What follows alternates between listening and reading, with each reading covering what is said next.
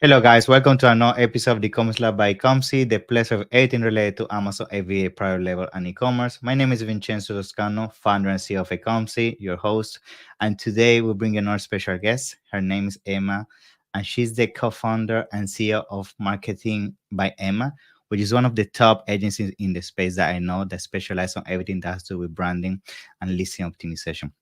Before actually going live, I was talking about how important is not only the listing optimization that we always talk about, like the keywords and all of that and the tools, but actually how you embed understanding your customer avatar, the branding behind your product, and make that part of your listing. So that's something that I'm very excited to discuss with you, Emma, today. Before that, I want to welcome you to the show, and it's a pleasure. So how you doing? I'm doing great. Thank you so much for hosting me. I look forward to diving into the world of branding and listing optimization. Very exciting. Yeah, I know branding is something that I feel you never really end up covering the whole thing. It's like there are so many moving parts, and I'm sure today we're gonna be learning something new from you. And before we dive into all the technicality of the topic, I think what would be very interesting for our audience is to learn more about you, like how you jump into the Amazon space, what made you basically found your company Marketing by Emma, and then we can go from there. Yeah. Ab- Absolutely. So, my husband and I started Marketing by Emma in 2016. Prior to Okay. that, I had been working in various businesses doing marketing and sales.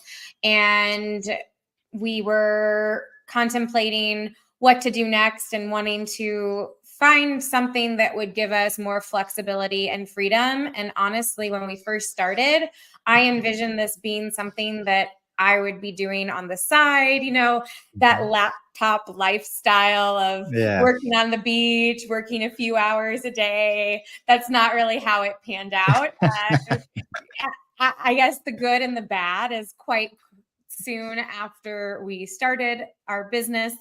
The Amazon space is pretty interesting and word travels fast. So we Yeah. did some good work for some people. And before I knew it, I can picture this day so clearly. We sat down on the couch to answer some inquiries. And I don't think that we got up off the couch other than to eat and take care of personal needs for a few days, and it was just like, whoa, what is happening here?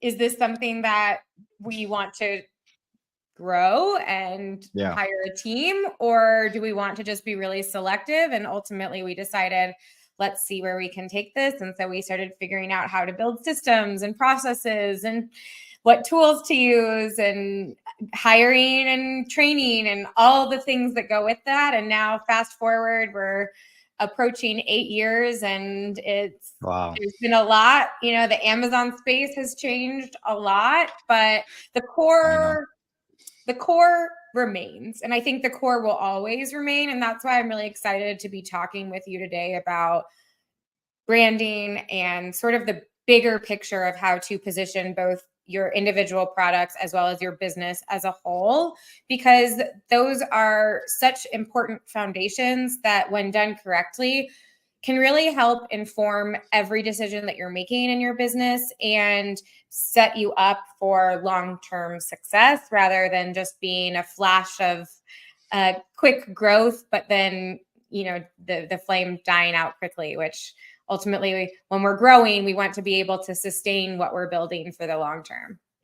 Yeah, that's such an amazing story. I actually remember when I started my journey as a seller, I recall you guys like booming out of the water. Like suddenly everybody was talking about Emma and the top agents in the space when it comes to listing optimization.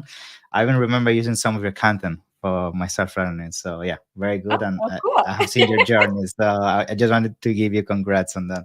Thank you. Now, tell me a little bit about why you decided to go down the route of specializing on branding and listing, and maybe not, let's say, PPC. Like, why you think listing optimization brand is so important nowadays when it comes to selling Well, Amazon?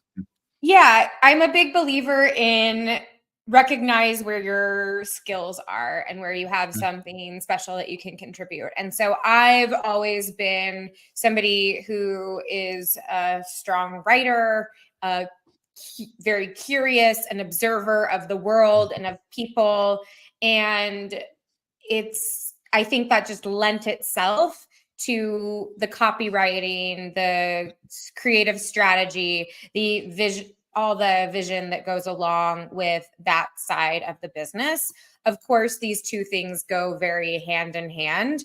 And I suppose we could have decided to venture into PPC and all of that world, and we've just decided to really lean in on where we specialize, and and you that's guys did a lot. amazing, so it was a good decision.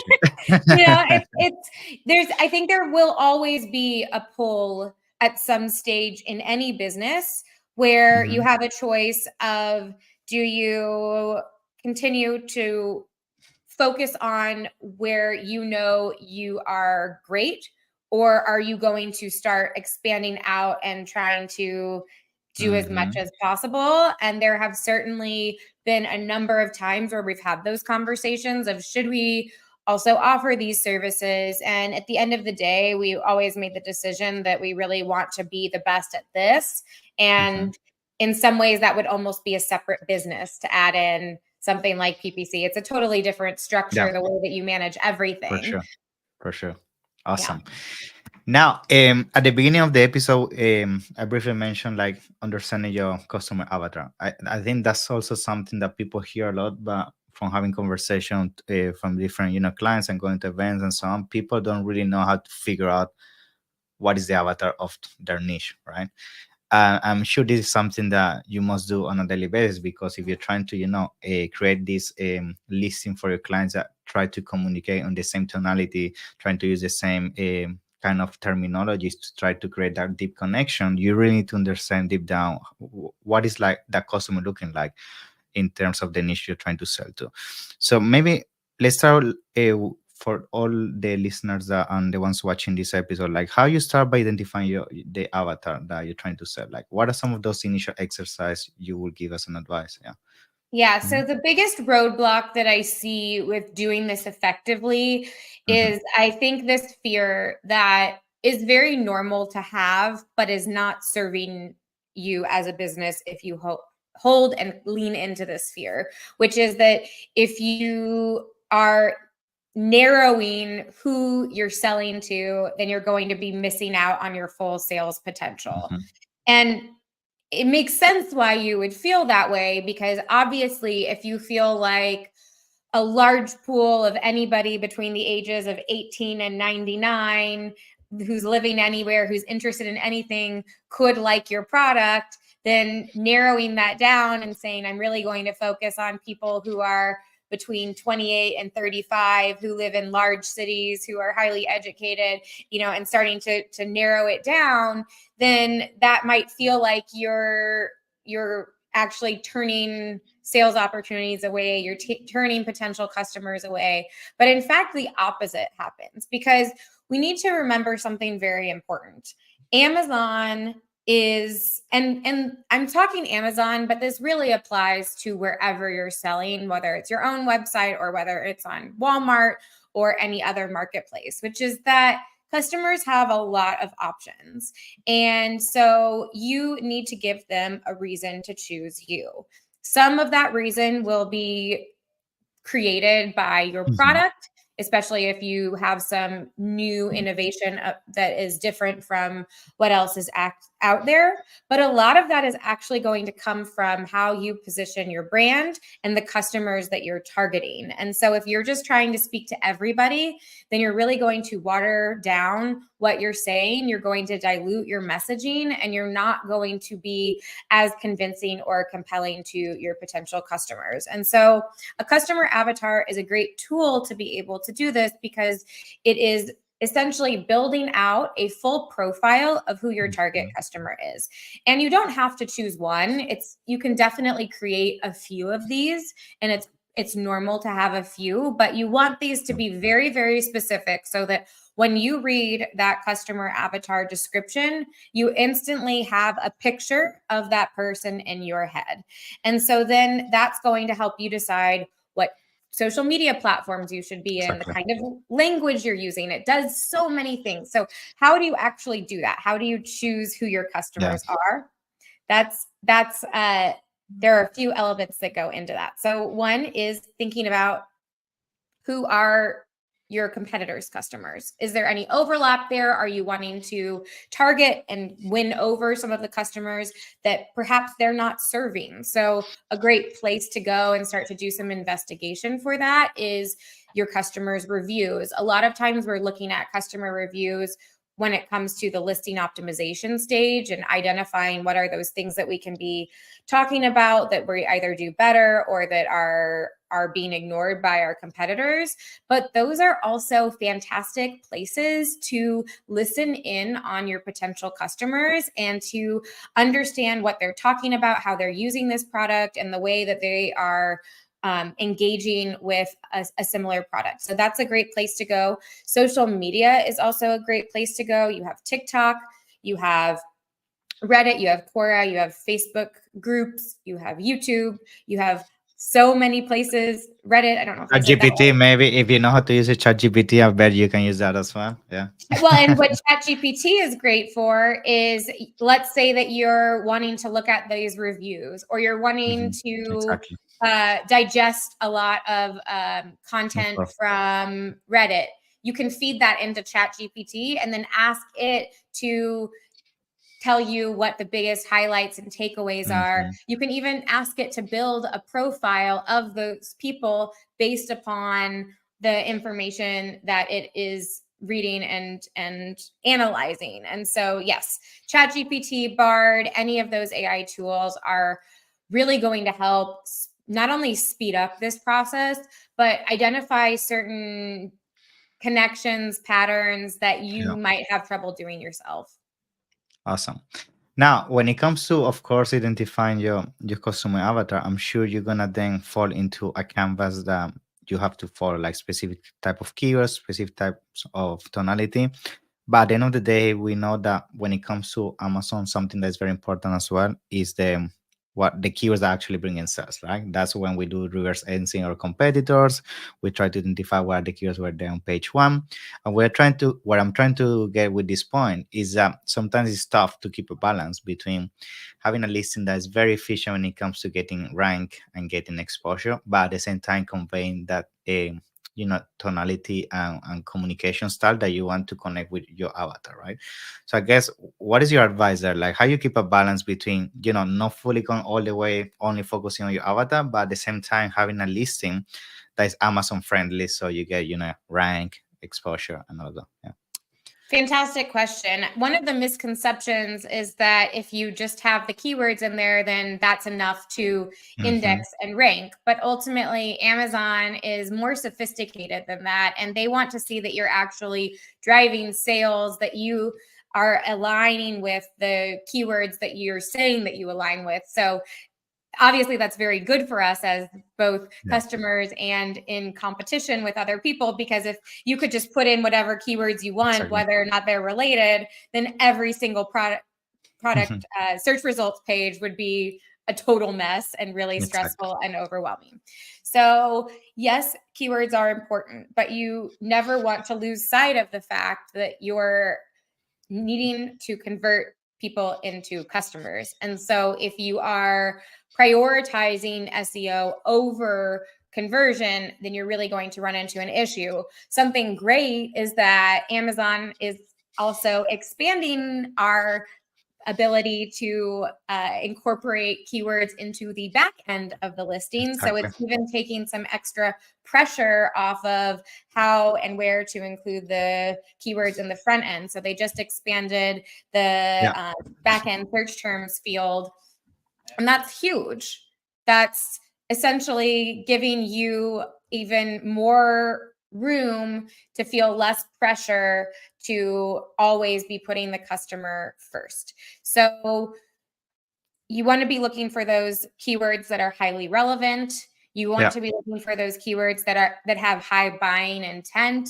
And then you want to Hmm. be thinking about how can you incorporate those keywords into the content of your listing in a way that is going to read naturally and is going to and is not going to create any confusion or bulky, making things too wordy. Essentially anything that's going to make the customer have to work hard. Anytime that you're asking a customer to put extra effort into understanding something or finding the information they need, that's creating an extra bit of friction, which is going to then increase the likelihood that they're going to abandon your page and go to a competitor and buy from someone else, which of course we do not want. Yeah. You mentioned there's something that is super important, which is the relevancy of the keywords, because I strongly believe like relevancy is key to have the high conversion. High conversion is highly connected to organic ranking. And basically what I'm trying to get with this is like sometimes people also struggle to find what are those relevant keywords, because nowadays you have so many tools, you have brand analytics, so sometimes it gets overwhelming, like what are actually the most relevant keywords I should have on my title, on my bullet points, my backend, and so on. So what is your take on that? Like how you keep a balance from avoiding having so many keywords and then losing really a track of what are the actual keywords you must have in your listing? What is your advice on that? Yeah. So in some ways, it's almost the same type of mindset that you need to bring as we spoke about with the customer avatar, which it's really easy to convince yourself that a lot of keywords are relevant and that you should be focusing on. But you need to be really honest with yourself about what is, if somebody is wanting to buy my product, what are they going to be putting into the Amazon search box to want to find me on a search results page? That is going to determine relevancy. And so one of the ways that you can do that is once you've done some preliminary research and you have a list to work with, if you're trying to figure out, well, what am I most relevant? Which of these are the ones that I really should be focusing on? Some of that is actually going to Amazon and doing the searches for those different keywords, seeing what comes up and seeing how you fit in. So this might, I think an example might help make this a little bit clearer when we're talking about relevancy. Let's say that you are selling an under eye patches for wrinkles. And this is a product that is meant for more mature skin. It's something that your customers are probably 40, 50, 60 years old. They're primarily, they have some expendable income. They really care about high quality ingredients. Yeah. So if you are looking at your search results page and you see anti-aging skincare, you might think that that is a relevant keyword. But there are a couple of problems with a keyword like that. One is it's very broad. So it's going to incorporate a lot of things. It's not super specific to the exact product that you're selling. Another thing is that anti-aging skincare might also include skincare for people in their 20s and 30s who are trying to prevent the development of wrinkles. But once you're in your 40s, 50s, 60s, you already have wrinkles. So then you're trying to minimize their appearance or make them go away. Exactly. Yeah. And so under eye patches for wrinkles would be a very highly relevant keyword because somebody searching for that is going to be wanting a product like yours. Another keyword that might fit into that would be something like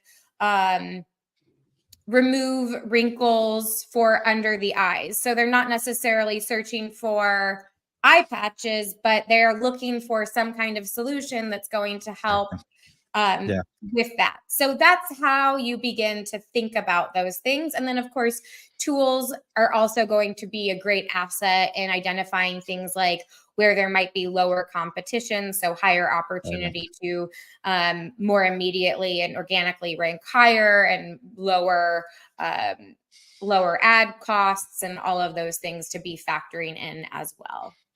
Yeah.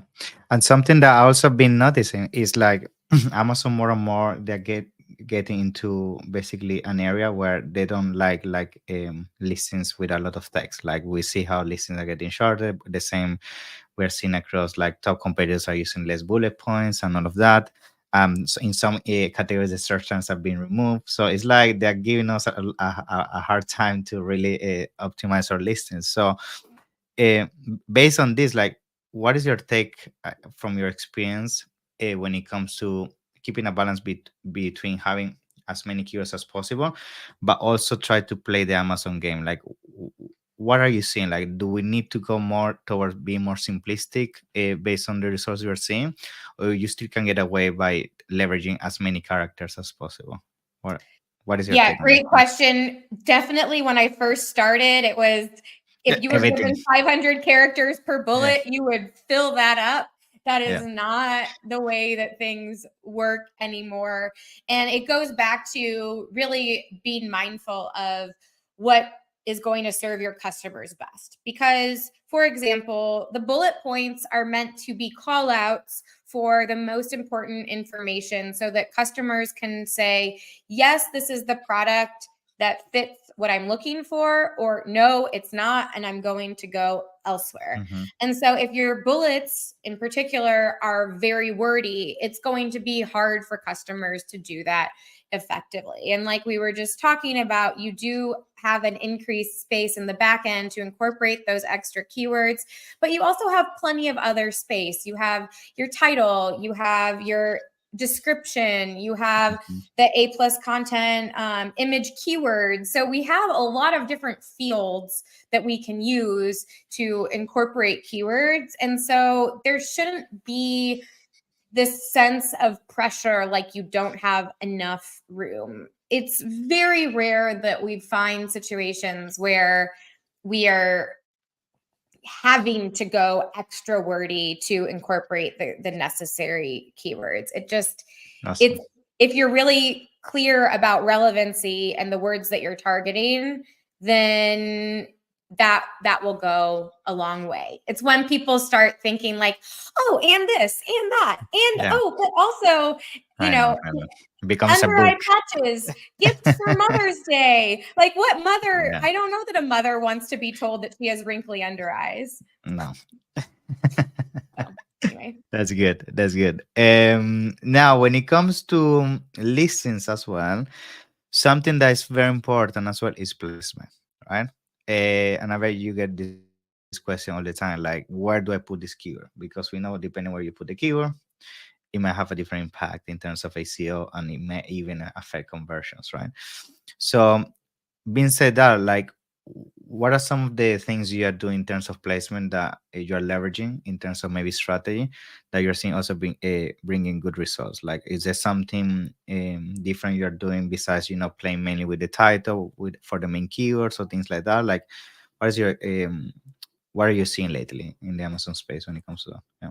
So you're going to notice a pattern of what I say, which is that you really want to be thinking about the customer. So when it comes to your title, for example, you need to be thinking about what is my like most important, most highly relevant, highest opportunity keyword that I'm going to be going after, and you need to put that in the beginning of your title, because Mhm. that is going to be the thing that is going to grab a customer's attention to signal you were searching for this, and this is the product that you should be Mhm. going for. And so that's really critical to making sure that the right kinds of customers are actually clicking into your listing.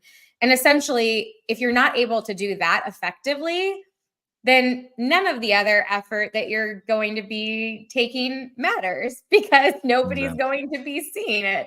So you need to really be thinking about how to position your title in a way that is going to be signaling to your customers that this is the product for you.